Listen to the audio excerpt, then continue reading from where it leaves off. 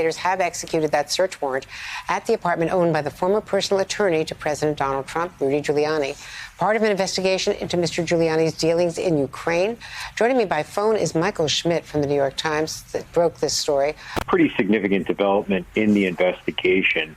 Executing a search warrant is one of the most aggressive steps that prosecutors can take. And it's particularly significant in this case because last year, as this investigation was working its way through, prosecutors wanted to execute a search warrant, but were stopped from doing that by the Trump Bar Justice Department. Now, here we are 8 days after Lisa Monaco has been confirmed as the Deputy Attorney General in the Biden Justice Department. This approval to execute the search warrant has been given.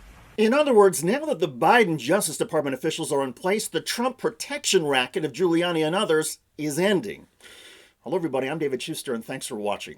Federal law enforcement sources say that Rudy Giuliani was home while federal agents searched his apartment in New York City. The agents reportedly left with Giuliani's computers, hard drives, and at least one phone.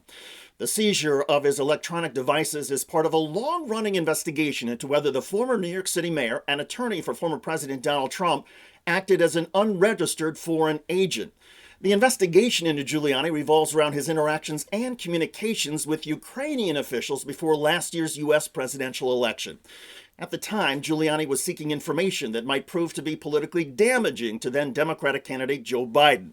Two of Giuliani's associates, Lev Parnas and Igor Fruman, have already been charged with campaign finance violations. Both men, Soviet emigres who aided Giuliani's efforts to seek dirt on Biden, have pleaded not guilty. During the 2020 campaign, legal experts say it was hard to tell whether Giuliani and his associates were acting on behalf of Donald Trump or on behalf of their contacts in Ukraine. At the time, Trump and Giuliani were urging the Ukrainian government to investigate Biden and his son Hunter. Hunter Biden worked on the board of a Ukrainian energy company while his father, as vice president, oversaw the Obama administration's policies on Ukraine. As part of the Giuliani-Trump efforts to squeeze the Ukrainian government, then President Trump personally appealed to his Ukrainian counterpart in a July 2019 phone call. That call led to the first of Donald Trump's two impeachments. The Democratic-controlled House, of course, charged Trump with abuse of power and obstruction of justice.